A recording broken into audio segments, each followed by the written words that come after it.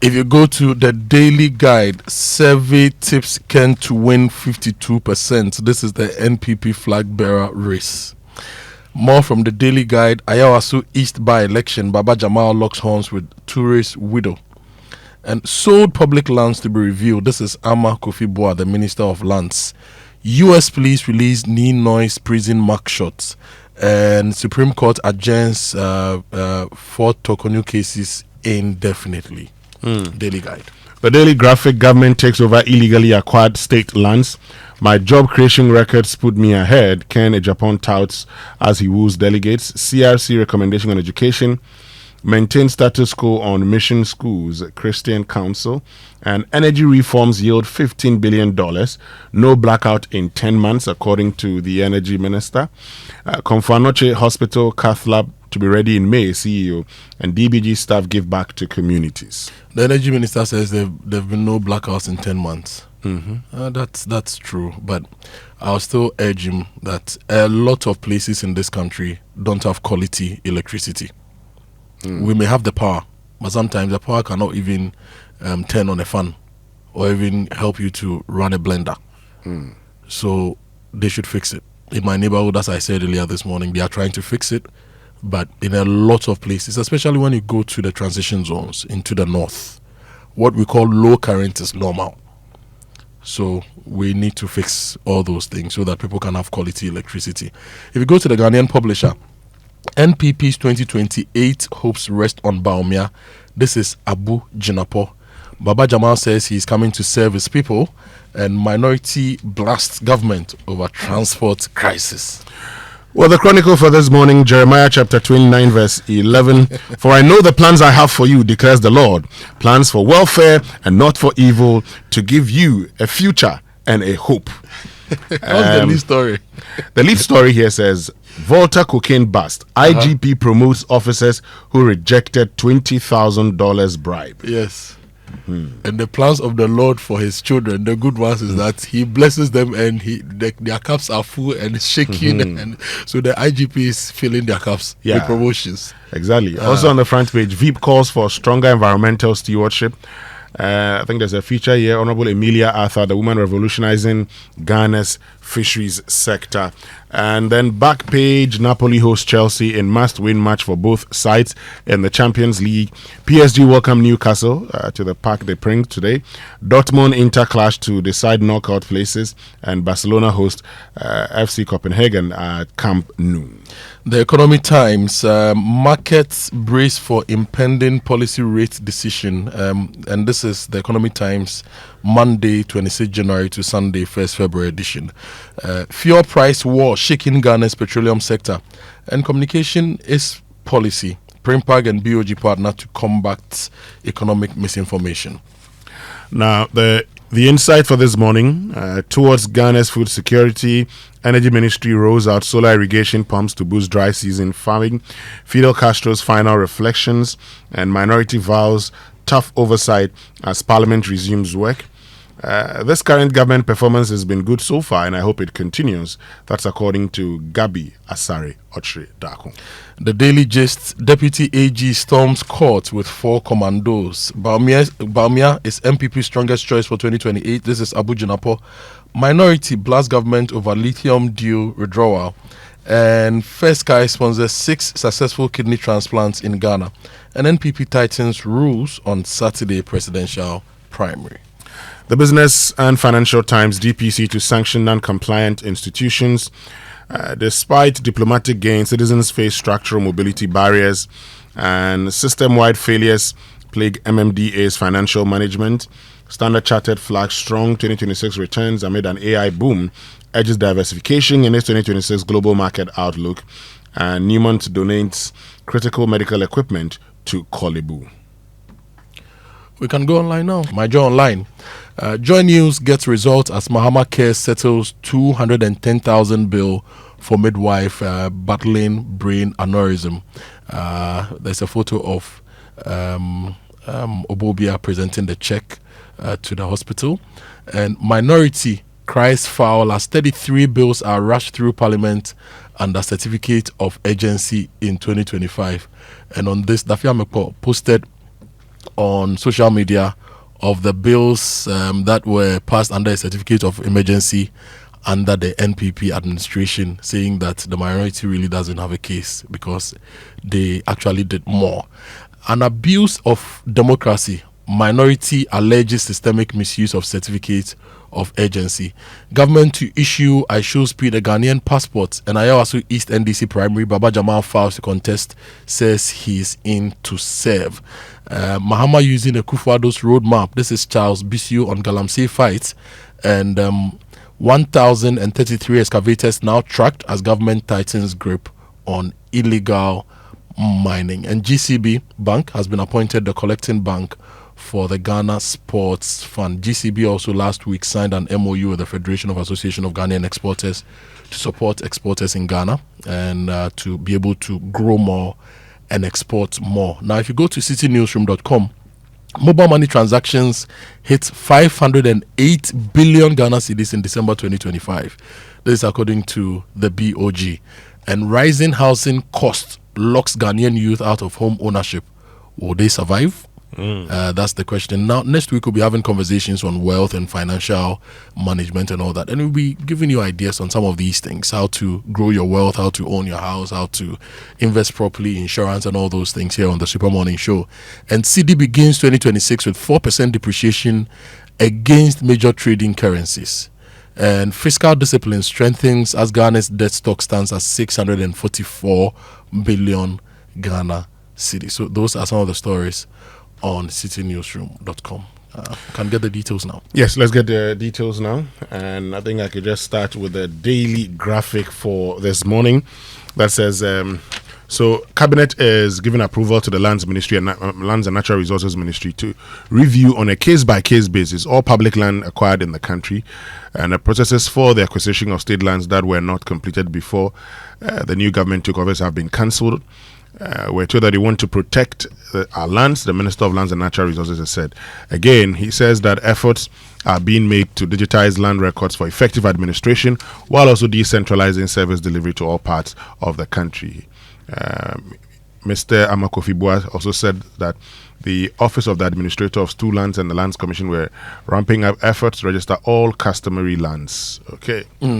Now, that story is also on the front page of the Daily Guide. And still staying with the Daily Guide, the NPP Flagbearer race. There's a survey that is tipping Ken to win 52%. Should I share that with you? Okay. The story says Pan-African Civil Society Organization Sanity Africa has tipped Kennedy Ohene Japan to win the upcoming New Patriotic Party Flagbearer election, pointing to a first-round victory of 52%.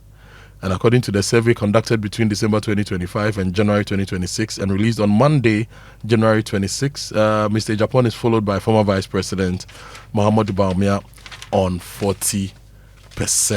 So that's the survey. Joy News yesterday published a survey on the upcoming elections, and it's also different. Okay, the Joy News survey puts Bawumia ahead of Ken number 2, Bawumia number 1, Brian number 3, and in that survey, Kwabena Japan is at number 5. Right. Yes. What Joy Research actually did was to look at all the surveys, and based on all the surveys, said, okay, if you look at all the surveys, the mean for Dr. Bawumia then would be, I think, 46%. Yeah. And then Ken Japan is, I think, 37%. Then Brian Achampong around 5%, and then Educhum and Kwabena Japan also follow. Okay, so that's what. Okay, so this is it. This is the Joy News poll tracker. Average results from 8 polls put Dr. Bawumia at 46%, Ken Japan 37.9%, Brian Achampong 5.6%, Dr. Educhum 2%, and Kwabena Japan 1%. So of all these 8 polls, if you look at them, the average of that Dr. Bawumia got in the 8 polls is 46%. Well, Charlie, the 1% for engineer Japan, I don't like it though. They should give the engineer more votes. Then it means the engineer should do more. Engineer, former general secretary of the party. He should do more then. He should campaign more. Ghana needs an engineer as a president too. Well, we've tried the lawyers, we've tried. Let's put an engineer. Yeah, but he must convince the people. He must convince the people. We just shouldn't say, oh, Ghana needs an engineer, and that's the end of it. The engineer must convince the people that he should be president. Okay. And it starts there. And on the primaries, Abu Jinapo says Bawumia is NPP's hope for 2028. So the delegates should vote for Bawumia. There's also more on elections. Baba Jamal says he's coming to serve. This is related to the Ayawasu East elections. And Baba Jamal is locking horns with Hajia Amina Adam and 3 others. And so that is also the story on the NDC side. So we have a lot of elections to cover within the next 2-3 weeks. Exactly. Yeah. The bit of energy reforms yield $15 billion, no blackout in 10 months. Now, we're told that reforms in the energy sector have significantly increased proceeds, enabling the government to pay fully for power generation and related expenditure, the Energy and Green Transition Minister John Abdullah Jinapo has said. He explained that due to the reforms instituted last year, the cash waterfall mechanisms from which power producers and fuel suppliers were paid yielded $15 billion, significantly up from the $6 billion declared into the cash waterfall kitty in 2024. The minister explained that hitherto, power producers and other suppliers were just paid about 38% of what was due them, leaving behind mounting debts. And this is a quote: through the reforms we took in 2025, we declared 15 billion. So from 6 billion, we've taken it to 15 billion. And today, some of the independent power producers are receiving 100% of their invoices, Mr. Jinapo said in Accra yesterday. In a presentation on the energy sector to the Vice President, Professor Nana Jane Opoku-Agyeman, who paid a working visit to the ministry yesterday, the Minister of Energy declared, I can confirm that for about 10 months now, we've not had a single day of load shedding, not even one day. We've had consistent delivery of power to help lower the cost of generating power in the country. He said the government tried to move from using liquid fuel to fire thermal plants to gas, a cheaper source of fuel. Kofi, let me take you to Tamale. There's a story in the Daily Guide by Eric Combat in Tamale, and it's about Tamale's abandoned psychiatric hospital. Okay. A missing link in tackling drug abuse and mental health. And there's a photo of the structure, which looks very abandoned.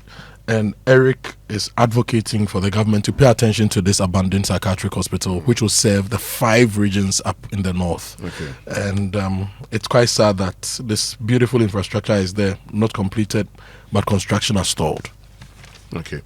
Also in the Daily Graphic, Trade Minister engages captains of industry in Tema. We're told that the Trade Minister, Elizabeth Ofosojare, stored cement and steel manufacturing companies in the Tema Free Zones enclave as part of ongoing government engagements to ensure fair pricing and high product quality while sustaining industrial growth. On industrialization, Otinjesi is calling for full-scale industrialization as AGI ushers in a new president.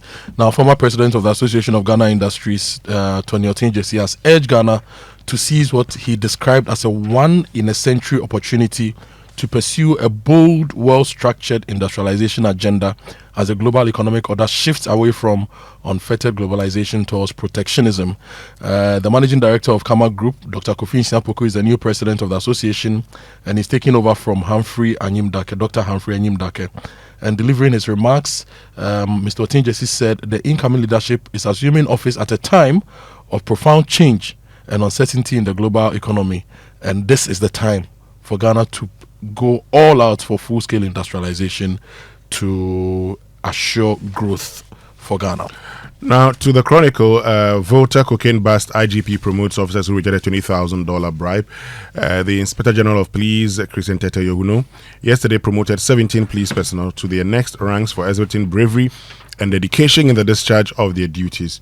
Now, the newly promoted officers are from Volta and Ashanti Regional Police Commands. Volta Region was represented by 13 officers, while Ashanti Region 4 officers. So there were 2 separate ceremonies held in Volta and Ashanti regions within a period of 2 days, attracted the attention of the turnaround tiger. First was on Wednesday, January 21st, when a task force made up of personnel drawn from the Regional Police, Intelligence Directorate, Drug Law Enforcement Unit, and the Regional Motor Traffic and Transport Department, following intelligence mounted barrier at Botame on the Accra-Flao Highway.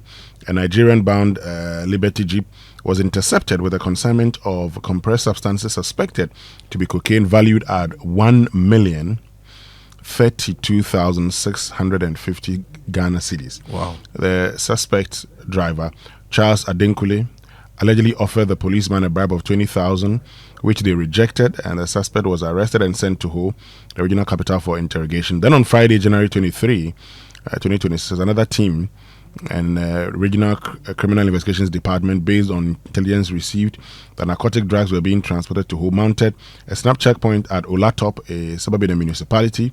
A few hours later, a Ghana Health Service Ford bus pulled up at the barriers and was signaled to stop, but the driver refused and rather sped off. The vehicle later arrested, and upon a search, 26 mini sacks containing 2,045 yellow oval-shaped parcels containing compressed leaves suspected to be Indian hemp with a street value of 1,022,000 were found in it. The driver, Goswe Kweku Dogbe, who is at the Ghana Health Service, confirmed is assisting with investigation. So these persons have been promoted for the good work that they're doing.